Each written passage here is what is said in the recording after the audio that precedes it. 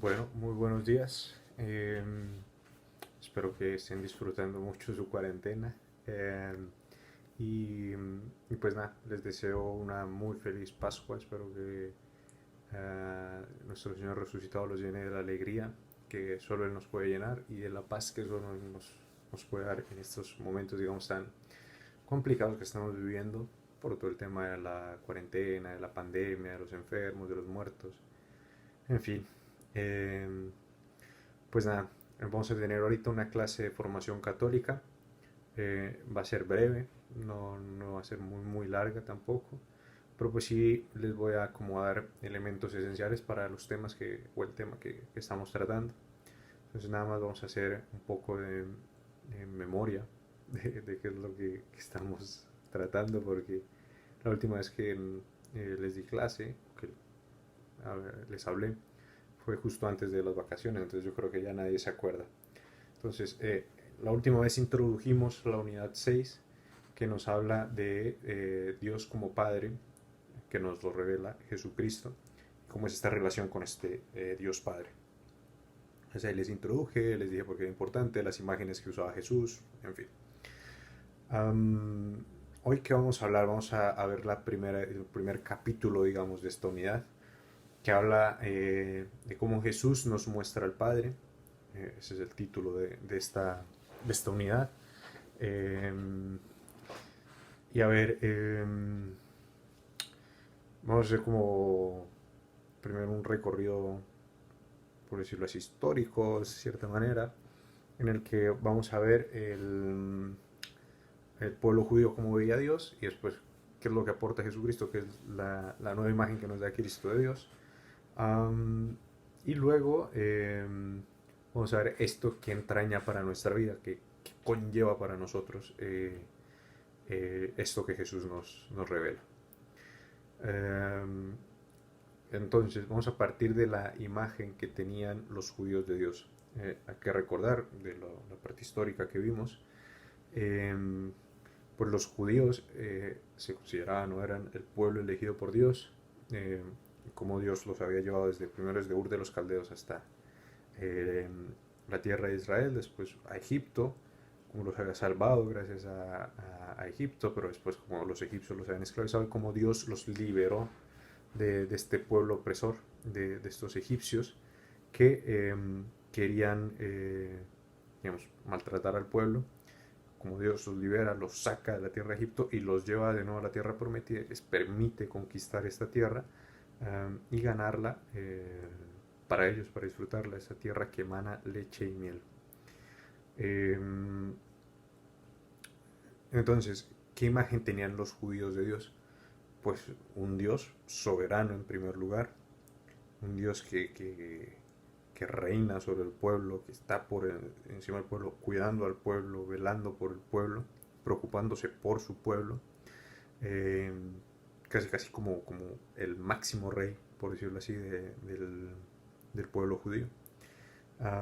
Un Dios majestuoso que hace cosas increíbles, eh, un Dios superior, un Dios poderoso, un Dios que es más que los demás dioses, que es más que los demás pueblos, un Dios que está por encima de todo, un Dios soberano, un Dios omnipotente, o sea, que todo lo puede hacer, un Dios que todo lo conoce, que todo lo sabe, que todo lo ve.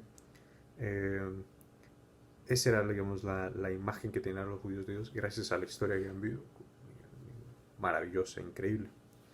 Pero ¿qué pasa? También a lo largo de la historia, los judíos se fueron comportando, digamos, a veces de mala manera, y pues Dios los tuvo que castigar muchas veces. Y por eso también ellos veían al Dios como un Dios a veces justiciero, un Dios justo que si tú cometes un pecado, pues te va a castigar. Que si el pueblo se aleja de él y comienza a adorar a otros dioses, pues este Dios los va a castigar. Y los castiga con el destierro, y los castiga con la dominación de otros pueblos, y los castiga con la división de los reinos. Es decir, si el pueblo se portaba mal, si el pueblo pecaba contra Dios, sabía que este Dios los iba a castigar. ¿Por qué? Porque pues, está por encima de todo. Es más, era un Dios tan justo y tan grande que por eso después surgen como cosas como las que leemos en el Evangelio, que no sé, había un hombre que no podía ver, un ciego, y que los discípulos le preguntan a Jesús, ¿quién pecó, este o sus padres? Es decir, un Dios que es tan justo que si tú cometes algo, pues no solo lo vas a pagar tú, también lo van a pagar tus hijos y quizás los hijos de tus hijos y los hijos de los hijos de tus hijos. Es decir, un Dios que no deja nada sin que sea pagado por los hombres. Y esto, claro, genera también hasta cierto punto una imagen de un Dios que sí, que se preocupa por el pueblo, que es superior a todos los demás, que es soberano, pero que aparte también es lejano, uh, que, que no es tan cercano a la persona, digamos, concreta. Es cercano a su pueblo, pero no a esta persona concreta. Y la castiga sin necesario castigarla. Es más, era Dios tan omnipotente, tan soberano, que no se podía pronunciar su nombre. Yahvé, yo soy, en la Biblia, no se podía decir, no lo puedes pronunciar. Solo lo pueden pronunciar los sacerdotes y una vez al año. De resto a Dios tenías que dirigir con cualquier otro título. Adonai, el Señor, el Santo de Israel, el 3 veces Santo, pero nunca, nunca como Yahvé. ¿Por qué? Porque su nombre trascendía todas las demás cosas. Entonces, por eso es que la imagen que tenían los judíos de Dios era tan contrastante con la imagen que nos va a revelar Jesucristo. Después la vamos a ver. Pocas veces en el Antiguo Testamento se llama Dios Padre. Y las veces que se hace como ejemplificación, más que como realidad. Es decir, si llaman a Dios Padre es para mostrar que es el que hizo todas las cosas. O el que se eligió el pueblo. Pero nunca, nunca en sentido estrictamente dicho. Es decir, nunca, nunca se refieren a Dios como Padre en sí mismo. Siempre es como una imagen, como un ejemplo. Como también usaban de ejemplo, no sé, el Dios que se elige una esposa. O el hombre que se elige una esposa. Entonces Dios como ese hombre que se elige una esposa y la embellece para que sea la más linda de todas las mujeres y esa era la imagen del pueblo. Pero siempre eran ejemplos, nunca eran realidades en sí. Ahora bien, ¿qué pasa? Llega Jesús, se proclama el Mesías, el Hijo de Dios, y nos revela quién es Dios, un Padre misericordioso. Y este va a ser la gran novedad que trae, porque se refiere a Dios como Padre, no en el sentido que les dije antes, como un ejemplo, algo que me intenta mostrar una realidad, pero que no es algo concreto, algo real en Dios, sino como algo real. Jesús se decía a sí mismo, yo soy el Hijo del Padre. Es decir, yo soy el Hijo de este Dios. Entonces, por lo tanto, este Dios en sí mismo es Padre, es mi Padre. Y entonces, va a ser una idea contrastante con muchos pensamientos judíos, un Dios justiciero, un Dios castigador. Es mi Padre. ¿Y qué va a pasar? Pues que de las características que les dije al inicio, que Dios es majestuoso, Dios es soberano, Dios es superior a todos los demás dioses, no va a perder estas características, pero sí va a ganar una característica nueva que va a quebrantar, digamos, muchos de los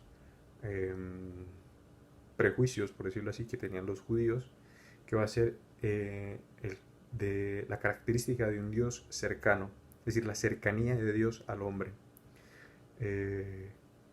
Entonces, esto va a contrastar mucho en la época de Jesús y va a ser lo que después va a caracterizar el Dios que van a predicar todos los cristianos. Es más, el Dios que revela Jesús es tan cercano que Jesús lo puede llamar Abba. Abba era lo que usaban los niños pequeños para llamar a sus papás.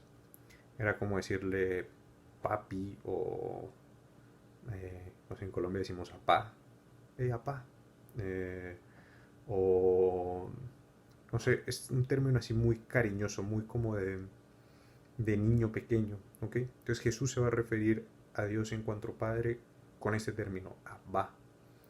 Es decir, va a ser tan cercano que Jesús se siente como un niño pequeño en los brazos del Padre. Y entonces esto va a traer otras características a la relación con Dios que quizás antes no estaban tan marcadas. Una de ellas es la confianza en Dios. ¿Quién no confía en su papá? Yo al menos confío en el mío. Entonces Jesús nos revela que podemos confiar plenamente en Dios porque Dios me ama como mi papá. Eh, y esto va a llevar en mí a una respuesta que es la obediencia filial. Es decir, quiero obedecer a Dios no tanto porque me vaya a castigar, como pasaba en el Antiguo Testamento o en la religión judía. Si no haces esto, van a pagar no solo tú, sino también tus hijos y los hijos de tus hijos, sino que es yo obedezco a Dios porque es mi papá, porque lo amo y porque sé que Él me ama a mí. Nos va a revelar un Dios que se preocupa por nosotros concretamente, no se preocupa solo por el pueblo, por los cristianos, por los judíos, sino que se preocupa por Santiago, por Juan, por José, por Ana, por qué sé yo, aunque cada uno es su nombre. Se preocupa personalmente por cada uno. Y aparte se va a convertir en un Dios con el que podemos establecer una relación real en cuanto que somos hijos de Él, hijos por adopción. Esto lo voy a explicar más adelante. Pero somos hijos de Él. Por eso podemos establecer una relación real con Él. Y Jesús también nos va a enseñar cómo relacionarnos con este Padre. Es decir, la manera en que debemos comportarnos de cara a este Padre. Por eso Jesús toda su vida va a insistir, no sé, mi alimento es hacer la voluntad del Padre. O en el momento del huerto de Getsemaní, cuando está agonizando, que dice, aparte de mí este cáliz, pero no se haga como yo quiero, sino como quieres tú. Es decir, la obediencia de Jesús y el amor de Jesús a su Padre lo lleva al extremo más extremo de todos, que es morir por nosotros. Entonces su ejemplo nos sirve para ver hasta qué punto, cómo tiene que ser de real y de fuerte, por decirlo así, nuestra relación con Dios. Y su ejemplo, como él vivió cada día, nos enseña también cómo vivir esta relación. No sé, Jesús se levantaba muy temprano en las mañanas para hablar con su Padre, para orar. Porque quería hablar con su Padre, porque lo amaba. Entonces nos enseña, tienes que amar a Dios de tal manera que seas incluso capaz de hacer cosas como esta. No sé, levantarte temprano para orar, por ejemplo. Es una cosa muy banal, pero pues que está ahí. O todo lo que hacía, todos los milagros que hacía, los hacía porque su padre se lo mandaba. Todo lo que buscaba hacer era porque su padre le pedía que lo hiciera. Claro, ciertamente, como les decía, hay una pequeña diferencia entre Jesús y nosotros, es que Jesús es hijo de Dios, porque pues, fue engendrado por Dios. Nosotros somos hijos de Dios en cuanto somos bautizados y hemos sido redimidos por Cristo. Es decir, somos hijos por adopción, pero hijos de manera real. Es difícil de entender, un poco, digamos, confuso a veces, pero pues es como la diferencia que tenemos que siempre tener en cuenta, ¿ok? Somos hijos, pero pues somos hombres también. Entonces, también tenemos por eso a nuestro papá acá en la tierra y, en fin, esas cosas. Pero bueno, ya para ir concluyendo, todo esto que nos revela Cristo establece o nos da como fruto tres cosas importantes, al menos para nuestra vida y nuestra relación con nosotros mismos, con Dios y con los demás. La primera es que si Dios es nuestro Padre, pues nosotros tenemos que creer en Él, creer en su palabra, creer en lo que nos manda y confiar en Él, confiar de manera real, confiar de que pues Él sabe por qué nos pide lo que nos pide, hace lo que hace, nos manda lo que nos manda. Luego tenemos que buscar cumplir su voluntad en todo el momento de nuestra vida. Esa es como la segunda cosa, el segundo elemento que nos queda, digamos, de fruto de todo esto que nos revela Jesús. Y el último, no digo el más importante, pero sí uno de los que a mí por lo menos más me gustan, es que todos los demás hombres se convierten en nuestros hermanos. Eh, y entonces nuestra relación con los demás cambia absolutamente.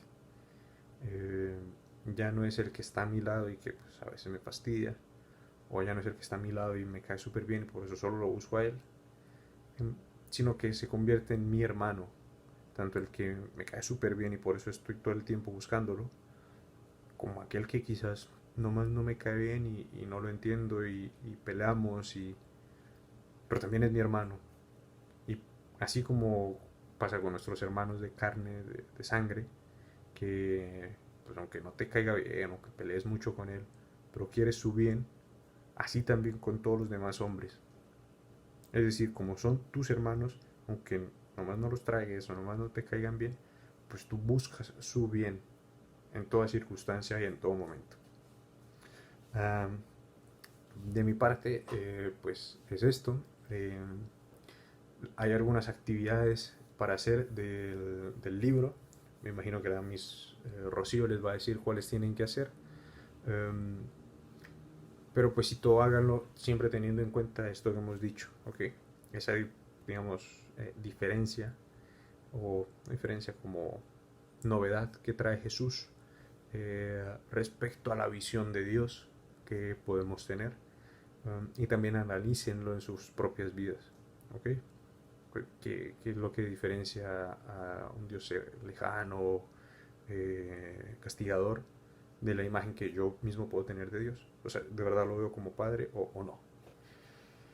Bueno, eh, espero que sigan disfrutando su cuarentena. Desde acá los encomiendo y los he encomendado. Y pues nada, que Dios los bendiga. Hasta luego.